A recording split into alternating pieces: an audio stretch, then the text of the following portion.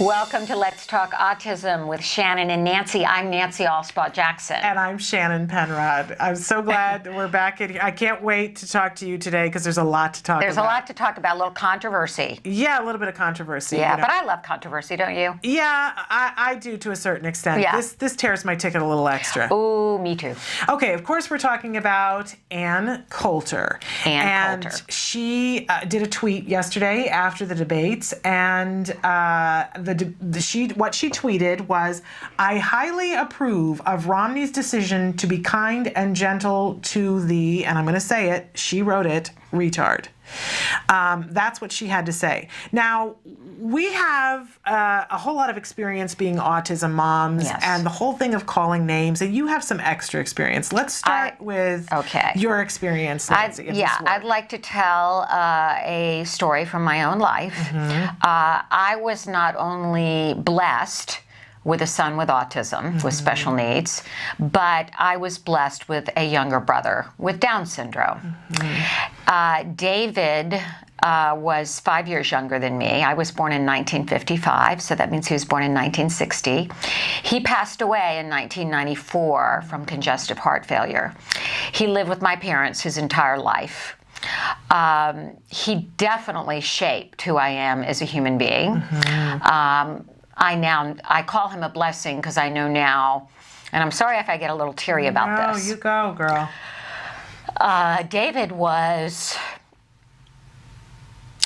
David, to me and my family, showed us the meaning of true commitment and true love, and taught us so much. Yeah.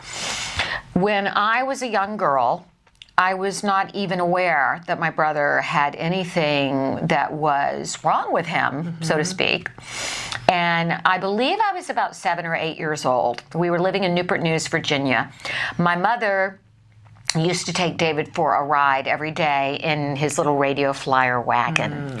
And we lived in a suburban area with a cul-de-sac, like most kids of the 60s. And I walked with her that day, and we were just coming around the cul-de-sac when a neighborhood boy who was a bully, and I kid you not, his name was Butch. I know that sounds like something out of Central Casting. Right. Zoomed up on his Stingray, and out of my mother's earshot, said to me, "Retard, retard. Your brother is a retard."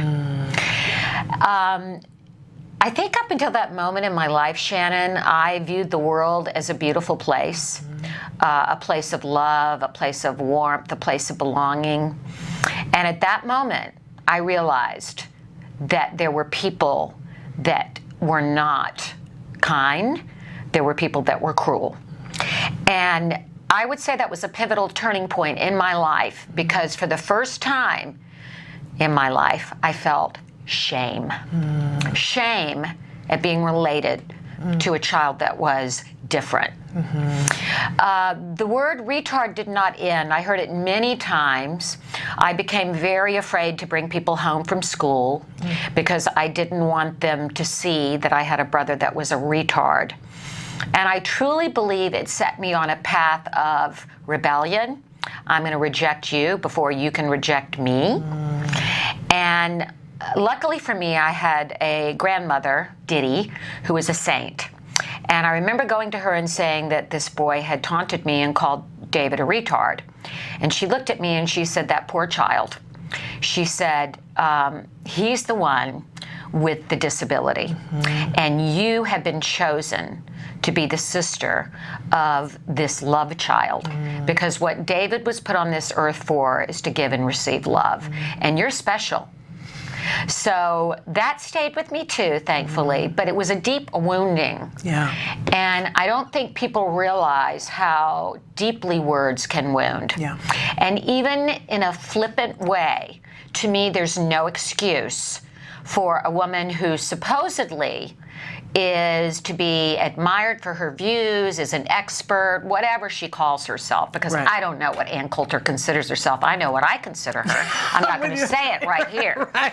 But I don't think there's any excuse for it. No. In the context of comedy, okay, when you go to see a film in the context of comedy, I can even accept it there. It's in the context of comedy. This was not in the context of comedy. And she said this about the president of the United States. And when we talk about dirty politics and we talk about lack of respect, I think she showed an extreme lack of respect and a lack of understanding about our special kids. And I could go on and on. Yeah. What do you think? Well, here's my take on it. I agree with you that there's no excuse. And I think everybody on both sides is saying line crossed. Right.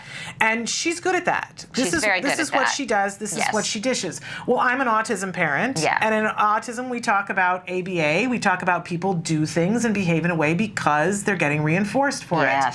And that there's always a function of the behavior. And so I had to ask myself last night, why would Ann Coulter do that? What's the function of this behavior? And you know what it is?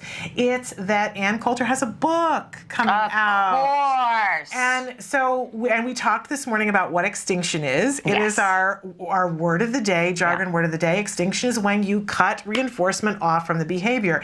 And it seems clear to me that there's a couple of things that Ann Coulter wanted from having, she's supposedly an intelligent woman. I know that there's a debate about that.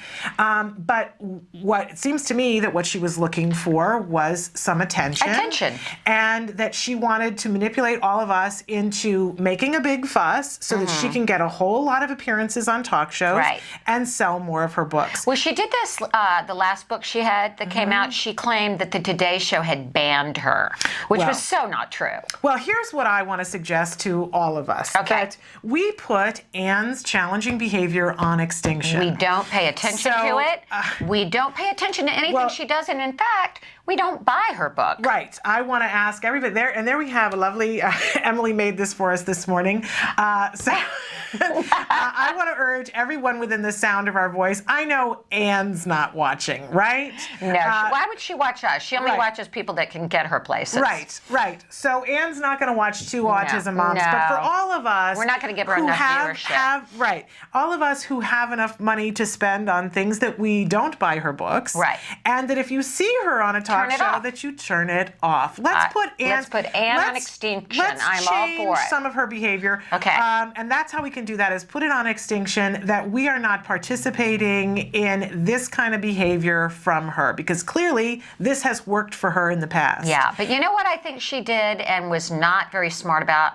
I just think she made a whole lot of people say they're going to vote for Obama. The exact opposite effect. Well, that remains to be seen. But I bet she did. I want to give her, from time to time on this show, we have an award that we like to give that's called the Autism Ignorance Award. Now, I realize that this comment had... 50 Cent got it, didn't he? 50 Cent got it. We also gave it to Joe Scarborough. Yes.